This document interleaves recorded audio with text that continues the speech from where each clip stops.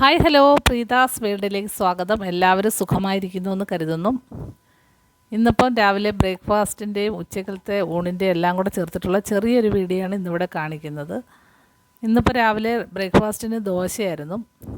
കുറച്ച് ദിവസമായിട്ട് ഇടിയപ്പം, അപ്പം, പുട്ട് ഒക്കെ ആയിരുന്നു. ഓരോ ദിവസവും ഓരോ ബ്രേക്ക്ഫാസ്റ്റ് ഉണ്ടാക്കാൻ കണ്ടെത്തുക എന്നുള്ളതാണ് വീട്ടമ്മമാരുടെ ഏറ്റവും വലിയ ജോലി. അങ്ങനെ ഇന്ന് ഇവിടെ ദോശയാണ്. ദോശ ചൂടോടെ ചുട്ട് കഴിക്കുന്ന സമയത്ത് ചൂടോടെ ചുട്ട് തന്നെ കഴിക്കണം. അല്ലാതെ നേരത്തെ ഉണ്ടാക്കി വെച്ചാൽ ആർക്കും വേണ്ട. അതുകൊണ്ട് പെട്ടെന്ന് ദോശ ഉണ്ടാക്കുകയാണ്. അങ്ങനെ കുറച്ച് ദോശ ഉണ്ടാക്കി കഴിഞ്ഞു. ഇനിയിപ്പോൾ ബാക്കി വന്ന മാവ് ഞാൻ ഫ്രിഡ്ജിൽ വെക്കാമെന്ന് കരുതി. നാളെയും ഒക്കെ എടുക്കാമല്ലോ. ഇടയ്ക്ക് ഇനി ഒരു ദിവസം കൂടെ ദോശ ഉണ്ടാക്കാനുള്ള മാവുണ്ട്. അപ്പോഴത് നാളത്തേക്ക് എടുക്കാമെന്ന് കരുതി. അങ്ങനെ ദോശ ചുട്ടു. ദോശയും ചമ്മന്തിയാണ് ഇന്നത്തെ കറി. കടലയും സാമ്പാറും ഒന്നും ഉണ്ടാക്കാൻ പോയില്ല. നല്ല തേങ്ങ അരച്ച ചമ്മന്തിയാണ് ഇന്നത്തെ ദോശയ്ക്ക്. അങ്ങനെ രാവിലത്തെ ബ്രേക്ക്ഫാസ്റ്റ് കഴിക്കാനുള്ള തയ്യാറെടുപ്പാണ്. ദോശയും ചമ്മന്തിയും. ഇനിയിപ്പം ഒരു കാപ്പിയും കൂടി ഇടണം. ചായയാണ് സാധാരണ ഇടുന്നത്. അപ്പോഴേ ഇന്ന് എനിക്ക് ഒരു കൊതി തോന്നിയിട്ട് ഞാൻ കാപ്പി ഇടാമെന്ന് കരുതി.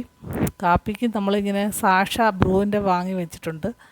അപ്പോൾ അത് വെച്ചിട്ട് നല്ലൊരു കോഫി, സ്ട്രോങ് കോഫി ഇടാമെന്ന് തീരുമാനിച്ചു. അങ്ങനെ കുറച്ച് പാലെടുത്തിട്ട് അതിനകത്തേക്ക് നമ്മൾ ഈ ഒരു സാഷ പൊട്ടിച്ചിട്ടാൽ മതി. നമുക്ക് ചെറിയൊരു പാക്കറ്റ് പൊട്ടിച്ചിടുമ്പോൾ നമുക്ക് ഒരു ദിവസം ഒരു കാപ്പിക്കുള്ളത് കിട്ടും. ഇപ്പം നേരത്തെ ഞാൻ ഒരു ബ്രൂവിൻ്റെ ഒരു കുപ്പി നിറച്ചുള്ളത് വാങ്ങിച്ച് വെക്കുമായിരുന്നു. പക്ഷേ അത് പെട്ടെന്ന് കട്ടിയായിപ്പോവും. നമ്മളിങ്ങനെ ഇടയ്ക്ക് തുറക്കുകയും അടയ്ക്കുകയൊക്കെ ചെയ്യുമ്പോൾ എത്ര സൂക്ഷിച്ചാലും അവസാനം വരുമ്പോഴത്തേന് കുറച്ച് ബ്രൂവിൻ്റെ അത് വേസ്റ്റായി പോവും. അതുകൊണ്ട് ഞാൻ ഇപ്പോൾ ഇങ്ങനെ സാക്ഷയാണ് വാങ്ങിച്ച് വെച്ചേക്കുന്നത്. അപ്പോഴും നമുക്ക് ഒരു കോഫിക്ക് ഒരു സാക്ഷ, 2 കോഫിക്ക് 2 എണ്ണം, അത് മതി. നല്ല സ്ട്രോങ് കോഫി ആയിരിക്കും, നല്ല ടേസ്റ്റായിരിക്കും. അങ്ങനെ ദോശയും ചമ്മന്തിയും കാപ്പിയാണ് ഇന്നത്തെ രാവിലത്തെ ബ്രേക്ക്ഫാസ്റ്റ്. അങ്ങനെ ബ്രേക്ക്ഫാസ്റ്റൊക്കെ കഴിച്ച് കഴിഞ്ഞപ്പോഴാണ് ഒരു ചക്ക കിട്ടിയത്. അടുത്ത വീട്ടിൽ നിന്ന് കൊണ്ടു തന്ന ചക്കയാണ്. അപ്പോൾ അത് നോക്കി കുറച്ചേ ഉള്ളൂ. അന്നേരം അത് അവിയൽ പോലെ വെക്കാമെന്ന് കരുതി. അങ്ങനെ തേങ്ങയും ചക്കക്കുരുവൊക്കെ അരിഞ്ഞെടുത്തിട്ടുണ്ട്.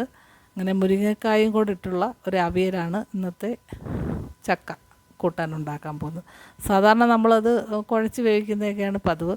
ഇന്നേരം മുരിങ്ങക്കായ ഉള്ളതുകൊണ്ട് ചക്ക അവിയലായിട്ട് വെക്കാമെന്ന് കരുതി.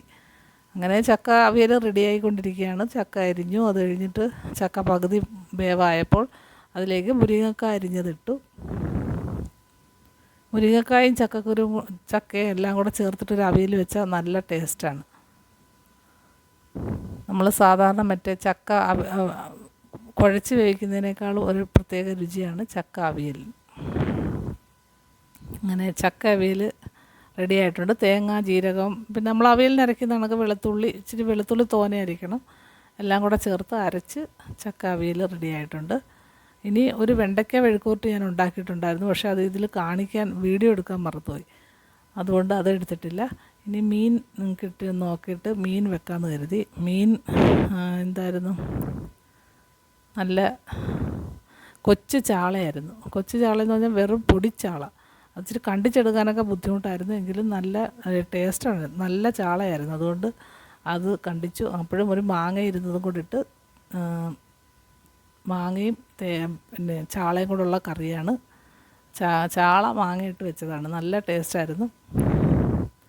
അത് നമ്മുടെ കുഞ്ഞ് ചാളയാണെങ്കിലും അതിനകത്ത് ഭയങ്കര ടേസ്റ്റായിരുന്നു. എന്ന് വെച്ചാൽ ഈ കൊല്ലം ചാളയാണെന്നാണ് പറഞ്ഞത്. നമ്മുടെ ഇവിടെ അടുത്തൊരു കടയിൽ കിട്ടും നല്ല ചാള, നല്ല മീനൊക്കെ. ഈ കൊല്ലത്തുനിന്ന് വരുന്ന മീനാണെന്നാണ് അവർ പറയുന്നത്.